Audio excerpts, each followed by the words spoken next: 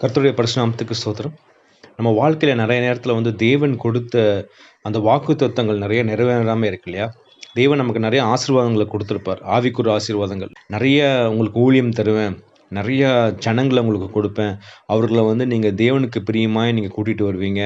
Maybe நெறைய பேத்துக்கு வந்து உலக பிரகாரமான ஆசீர்வாதங்கள் தடைப்பட்டிருக்கும். இல்ல வேலையினாலும் சரி, ஒரு குழந்தை இன்மையினாலும் சரி, இல்லன்னா வந்து அந்த குடும்பத்தில ஒரு சமாதானம், சந்தோஷம் இது எல்லாமே ஏன் தடைப்பட்டிருக்குதுன்னா, நமக்கு வந்து தேவனிடத்துல அவர் சொல்றத நம்ம அப்படியே கீழ்ப்படியறதில்ல. ஏன்னா, அந்த கீழ்ப்படிதல் ஆவி இல்லாதனால தான் என்ன ஆகுதுன்னா, நமக்கு நெறையா வருகிற ஆசீர்வாதங்கள் எல்லாமே தடைப்படுது. நீங்க யோசிச்சு பாருங்களேன். நம்ம நெறைய நேரம் உலகத்தின் காரியங்களுக்கு நம்ம அப்படியே எக்ஸாக்ட்டா கீழ்ப்படியும். ஃபார் எக்ஸாம்பிள் வந்து காலையில நம்ம வேலைக்கு போணும்னு வச்சுக்கங்களேன். கண்டிப்பா இல்ல 7 மணிக்கு நாம ஆஃபீஸ்ல இருக்கணும், கம்பெனில இருக்கணும்னா கரெக்ட்டா 6:55 போயிரும். ஏன்னா, நம்ம அந்த கீழ்ப்படிதல் இருக்கு. இல்லன்னா என்ன ஆகும்னா, நமக்கு அந்த சம்பளம் கட் ஆயிரும். இல்ல அந்த ஒரு பயம் இருக்கு. அதே மாரி நீங்க அம்மாக்கள் நீங்க பார்த்தீங்கன்னா, காலையில எந்திரிச்சு தான் பிள்ளைக்கு வந்து ஸ்கூலுக்கு அனுப்பணும், அவனுக்கு தேவையானத செய்யணும்னு சொல்லிட்டு, அவங்க மேல ஒரு அன்பு இருக்கும். அந்த அன்பு நிமித்தமா டெய்லியும் காலையில எந்திரிப்பாங்க. காலையில எந்திரிச்சு அவங்க தேவைகள் எல்லாம் சந்திப்பாங்க. ஃபுட் பேக் பண்ணுவாங்க. ஸ்கூல்ல கரெக்ட்டா கொண்டு போய் விடுவாங்க. எல்லாமே பண்ணுவாங்க. இது எல்லாமே என்னன்னா, ஒண்ணு வந்து பயம் இல்ல. ஏன்னா நம்ம ஆஃபீஸ்ல போனா நமக்கு வந்து சேலரி கட் பண்ணிருவாங்க அந்த பயம். இன்னொரு இடத்துல தாய்மார்களுக்கு பார்த்தீங்கன்னா அன்பு. இந்த 2மே நம்ம தேவன்கிட்ட இல்லாதனால தான் நம்ம என்ன பண்றோம், நம்ம கீழ்ப்படியாம இருக்கிறோம். ஏன்னா, நம்ம ஒண்ணு செஞ்சு அது நம்ம தேவனுக்கு ஹர்ட் பண்ணோம். இல்ல அத வந்து அவங்களுக்கு பாதிக்கும். கடவுளுடைய இருதயத்த அது வந்து ஹர்ட் பண்ணும்னு நம்ம நெனச்சோம்னா, கண்டிப்பா நம்ம தேவன் சொல்றத நம்ம அப்படியே கேட்பாங்க. இல்லையா? நெறைய நேரம் நமக்கு அந்த வசனங்கள் வந்து நம்ம கேட்கிறோம். இல்ல தேவன் கொடுக்கிற வசனங்கள் ஃபார் எக்ஸாம்பிள் வந்து, "உன் இருதயத்தை எல்லா காவலோடும் காத்துக்கொள்ன்னு" சொல்வார் இல்லையா? நம்ம என்ன பண்றோம், அந்த இருதயத்த காத்துக்கொள்றதே இல்ல. ஃபார் எக்ஸாம்பிள் வந்து இருதயத்துல வந்து என்ன ஆகுதுன்னா, நம்ம தேவையில்லாத சிந்தனைகள், நம்ம கண்கள்ல பார்க்கிறதெல்லாம் போச்சுன்னா, அந்த இருதயம் வந்து தீட்டுப்படுது. ஃபார் எக்ஸாம்பிள் நமக்கு வந்து ஒரு டிவி பார்க்காத, ஒரு படம் பார்க்காதன்னு நம்ம சொல்லும்போது, நம்ம என்ன பண்றோம் ஆர்கியூமென்ட். ஏங்க இந்த காலத்துல நம்ம டிவி பார்க்காம இருக்க முடியுமா? சீரியல் பார்க்காம இருக்க முடியுமாங்க? இதெல்லாம் வந்து ஒத்து வருமா இந்த காலத்துல? அதெல்லாம் முடியாதுங்கன்னு சொல்லி நம்ம என்ன பண்றோம், அதெல்லாம் நம்ம தட்டி கழிச்சு கொண்டே இருக்கிறோம் இல்லையா?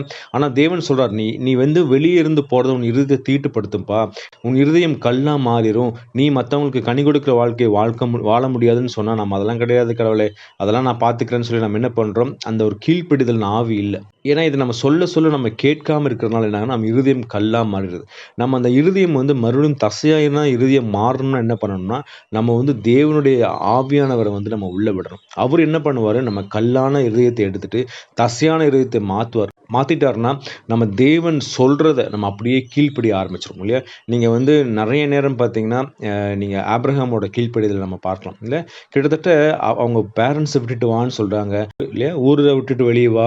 உன் சம்பத் எல்லாத்தையும் விட்டுட்டு வா. நான் உன்ன உன்ன உன்ன வந்து ஆசீர்வதித்து நான் பெருக பண்ணுவேன்னு சொன்ன உடனே அவர் என்ன பண்ணாரு, உடனே கீழ்ப்படிதல். ஏன் கடவுளே? யார் கடவுளே நீங்க? நான் எதுக்கு வரணும்? எதுவுமே கிடையாது. சொன்ன உடனே கீழ்ப்படிதல் இல்லையா?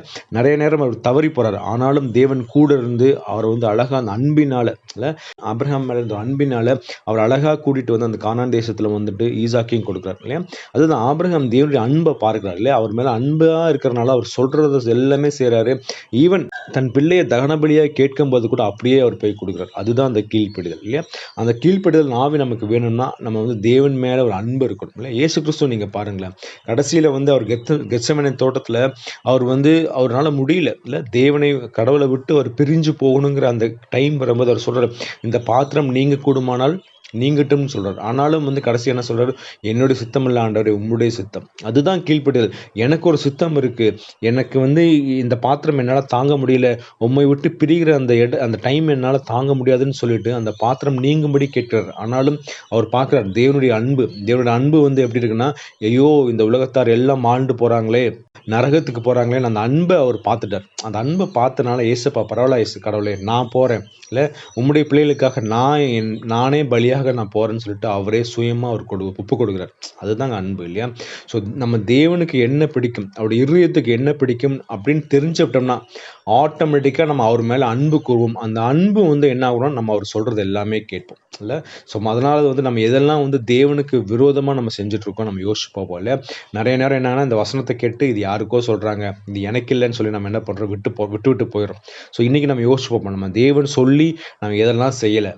சின்ன காரியமா இருக்கும். இல்ல ஒரு டிவி பார்க்காத, நீ சீரியல் பார்க்காத, அந்த ஃப்ரெண்ட்ஸ் கூட சேராதன்னு உள்ளான மனுஷன் சொல்லியிருப்பான், இது செய்யாத, இது செய்யாத. ஆனால் நம்ம என்ன சொல்கிறோம், அதை மட்டுப்படுத்தி என்ன பண்ணுவோம், அதை நம்ம சாகடிச்சிருப்போம்.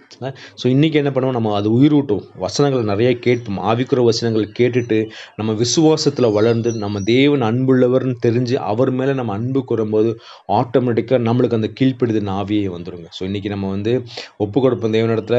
தேவனே, நீங்கள் சொல்கிறது நான் அப்படியே நான் கேட்க போகிறேன், உமக்கு பிரியமான பிள்ளையை நான் மாறப்போகிறேன், இயேசு கிறிஸ்துவை போல நான் மாறப்போகிறேங்கிட்ட தேவனிடத்தில் ஒப்பு வச்சுட்டு ஆவியானவர்கிட்ட நம்ம அலோவ் பண்ணோம். அவர் நம்மளை கிளென்ஸ் பண்ணி நம்ம தேவனுக்கு பிரியமான பிள்ளையாய், அவருக்கு கீழ்ப்படுகிற பிள்ளையாய் மாற்றி கொடுப்பார். கர்த்தர் சொல்லிட்டு ஆசீர்வதிப்பாராக. ஆமென்.